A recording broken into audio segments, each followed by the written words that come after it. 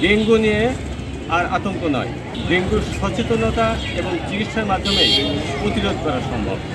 আমরা ডেঙ্গু রোগ নিয়ে এখন মেহেরপুর জেনারেল হাসপাতালে চিকিৎসাবিদদের সাথে কথা বলব। আপনারা মানবতার চোখের সাথে থাকুন।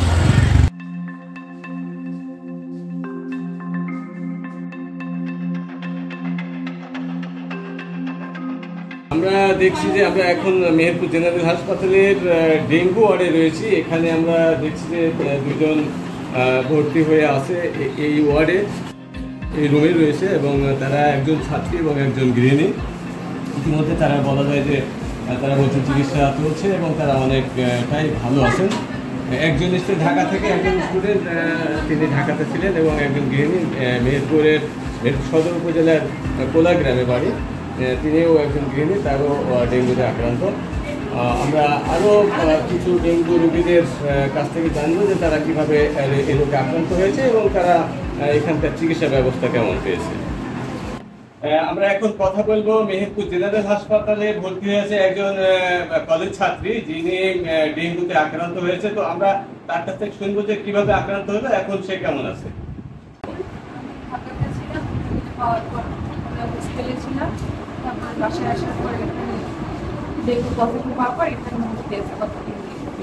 এখন কেমন?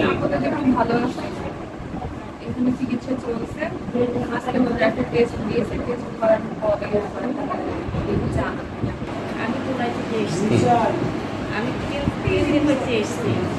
আমার জ্বর আর ডেঙ্গু ডেঙ্গু জ্বর জ্বর আর ডায়াবেটিস। এখন ভালো? এখন এসে ভালোই দিয়েছে। ভালো না?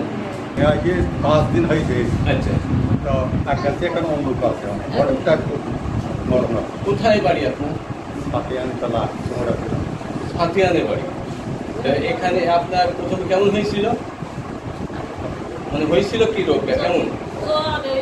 জ্বর এসে বমি হয়তো বমি হয়েছে, কাটুন। আচ্ছা, জ্বর কোথায় খাবার খেতে গেছি, ওই কাঠবন হয়েছে, আর মাথা কামড়াচ্ছে, আর একটু সমস্যা।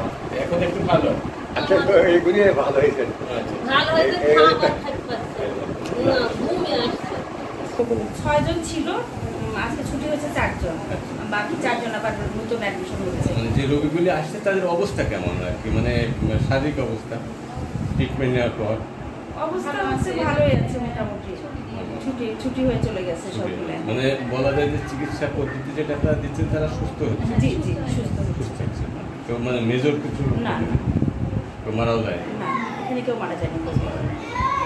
মশার কামড়ের মাধ্যমে এডিস মসকিটোর মাধ্যমে এটা ছড়ায়। এটা প্রতিরোধী হলো এটার মেইন ট্রিটমেন্ট।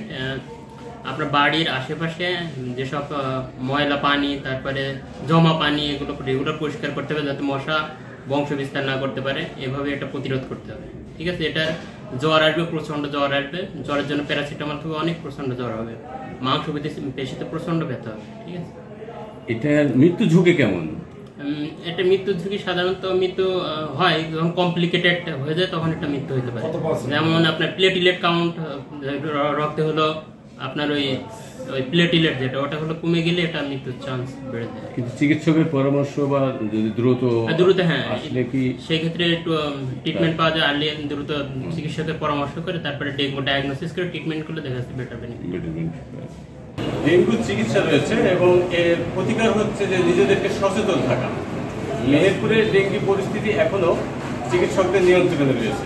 তারা আশা করছেন যে এখানে সব ধরনের চিকিৎসা দেওয়া হচ্ছে। তবে ঢাকা থেকে যে সমস্ত বিভিন্ন কারণে অকারণে মেহেরপুর জেলায় আসছেন, তাদের থেকে মেহেরপুরে ডেঙ্গু রোগ ছড়িয়ে যাচ্ছে। এখনো যদি আমরা সচেতন হই, আমরা যদি সকলে সচেতন থাকি, অবশ্যই এই রোগ থেকে আমরা সকলে রক্ষা পাব। আসলে আমরা সকলে সচেতন হই, ডেঙ্গু থেকে রক্ষা পাই। সাদা আহমেদ, মানবতার চোখ, মেহেরপুর জেনারেল হাসপাতাল, মেহেরপুর।